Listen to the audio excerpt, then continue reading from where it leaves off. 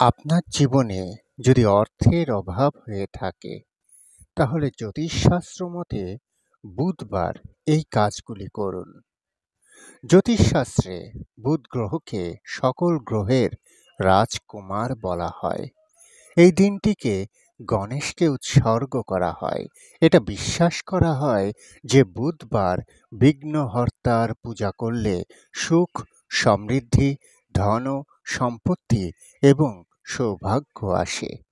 বুধবারের কিছু সহজ ব্যবস্থা জেনে নিন, যা অবলম্বন করে আপনিও আর্থিক সংকট থেকে মুক্তি পেতে পারেন।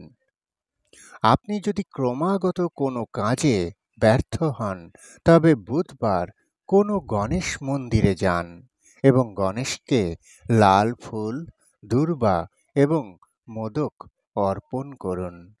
এমনটা করলে মনের ইচ্ছা পূরণ হয় বলে বিশ্বাস করা হয়। জ্যোতিষশাস্ত্র অনুসারে আপনি যদি ব্যবসায় বা কর্মজীবনে উন্নতি না পান, তবে আপনার বুধবার উপবাস করা উচিত এবং বুধ গ্রহের বীজ মন্ত্র জপ করা উচিত। বুধ গ্রহের শুভ প্রভাবে আপনি উন্নতি লাভ করবেন। আর জানেন তো, বুধবার ভুলেও নুন খাবেন না, অর্থাৎ লবণ খাবেন না। লবণ খেলে দুর্ভাগ্য পিছু ছাড়ে না। তাই বুধবার লবণ খাওয়া থেকে বিরত থাকুন। হিন্দু শাস্ত্রে বুধবার দিনটি খুবই গুরুত্বপূর্ণ, কারণ এই দিনটি উৎসর্গ করা হয়েছে ভগবান শ্রী গণেশকে। শাস্ত্রমতে বুধবার বিশেষ টোটকা পালনে সকল সমস্যা থেকে মুক্তি পাওয়া সম্ভব। তেমনি জীবনে উন্নতি ঘটাতে পালন করতে পারেন কিছু টোটকা, যেগুলো বললাম। তার সাথে বুধবার দিনটি ভগবান শ্রী গণেশকে উৎসর্গ করা হয়েছে। এই দিন সন্ধ্যার সময় অবশ্যই গণেশ মন্দির দর্শন করে আসুন। সিদ্ধিদাতার কাছে প্রার্থনা করুন, জানান আপনার মনের কথা, মিলবে উপকার। তেমনি বুধবার খাদ্য তালিকায় অবশ্যই রাখুন 5টি জিনিস।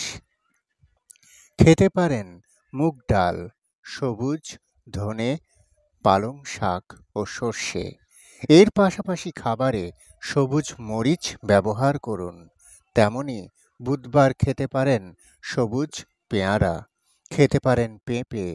সবুজ ফল কিংবা সবজি খাওয়া এই দিনের জন্য শুভ মনে করা হয়। এদিন সবুজ খাদ্যদ্রব্য দানেও মিলবে উপকার।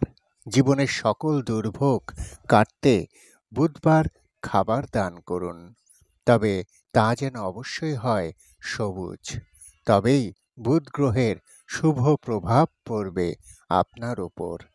বুধবার উপবাস করে ভগবান শ্রী গণেশের আরাধনা করতে পারেন, এতে মিলবে উপকার। এই দিন লবণ খাবেন না। তেমনি ভগবান শ্রী গণেশের কৃপা পেতে তাকে গুড় ও ঘি নিবেদন করুন। এই টোটকা পালনে কেটে যাবে সকল দুর্ভোগ। এই দিন নিষ্ঠার সঙ্গে টোটকা পালনে জীবনের সকল দুঃখ দূর হবে।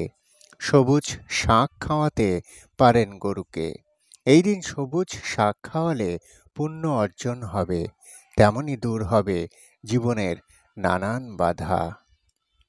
আজ এই পর্যন্তই। চ্যানেলটি সাবস্ক্রাইব করে সবাই পাশে থাকবেন। প্রণাম।